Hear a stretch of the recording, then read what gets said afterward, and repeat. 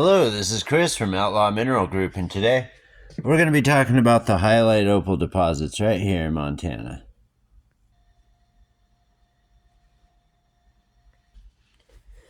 You just had to blow something up, didn't you? Anyway, the hyalite opal deposits here in Montana are located right here. That would be the northeast corner of Hyalite Peak. Right here, to be precise. Before you get to the deposit, you first have to go to Bozeman, Montana. Bozeman's a charming little town with lots to see. Once you get to Bozeman, you head south. Down this little 345 junction. Takes you all the way down to the foot of the Gallatin mountain range. And then it turns sharply. From there, you'll have another turn that'll take you up to Hyalite Reservoir. From there, you just follow the road all the way up to Hyalite Reservoir. Once you're at Hyalite Reservoir, then you follow it all the way down to the southeast corner. And then follow this little creek here. The road will take you all the way down to the Hyalite Creek trailhead. From there, you follow it all the way up. The trails will lead you there, but you're going all the way from Hyalite Reservoir. You follow it all the way up to the northeast face of Hyalite Peak. The hike itself is 8.2 miles from the trailhead all the way to the face of Hyalite Peak. I should say the top of Hyalite Peak.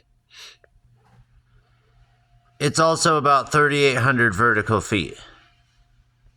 Which for you people who are familiar with hiking, that is quite a march. Makes for a round trip of about 16.4 miles and 7,600 vertical feet for a round trip day. So it's quite a bit of hiking.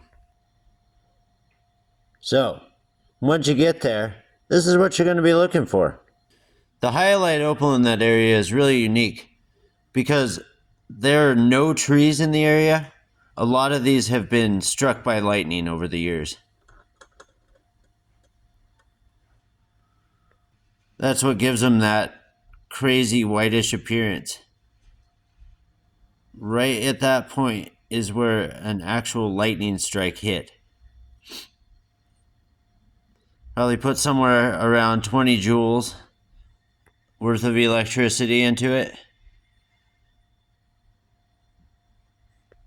The hyalite opal in that area, it comes oftentimes in these thin sheets. So if you actually go up there to harvest it, I would recommend looking for smaller samples of it. Okay, so where were we? Anyway, the hyalite opal is formed in these thin sheets on the basaltic rock. And so oftentimes you either got to take big chunks with or try to find smaller pieces, because if you try to hammer these thin layers off, you're probably just going to break them and it's not worth it. The cool thing about hyalite opal is that once it gets hit with a UV light, it pops like that. Oh, biscuits. And if it's all broken to pieces, you don't get those cool effects. Plus, you don't get any faceted stone. Anyway, I got a little ahead of myself before. And when I was talking about the actual area up there, it's pretty rough. And if you go up early in the season, which I'm talking like June, May, you're going to encounter a lot of snow. But the deposit itself is up on this nasty scree slope kind of place. And the footing's really bad anyway, so if you do make it up there, watch your step, for goodness sakes. The next major consideration up there is lightning. As you can see with this rock, it has scars from lightning. Just like this sand fulgurite as well. Lightning hit sand and there were no trees in the way, so it melted it into a glass. Well, up in that area, there's no trees. And there seems to be a lot of lightning up there that is frequent in that zone. So there's nothing in the way to stop a lightning strike. Typically, when I'm up in that area working, I try to leave the trailhead by about 6 o'clock in the morning and be back down to the trailhead by about 4 o'clock in the afternoon. So by late afternoon in the summer season, you're looking at a lot of lightning up there. And prospectors and lightning don't mix.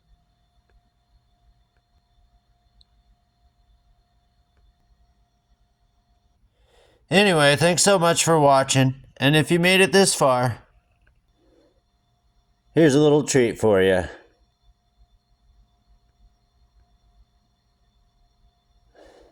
Thanks for watching.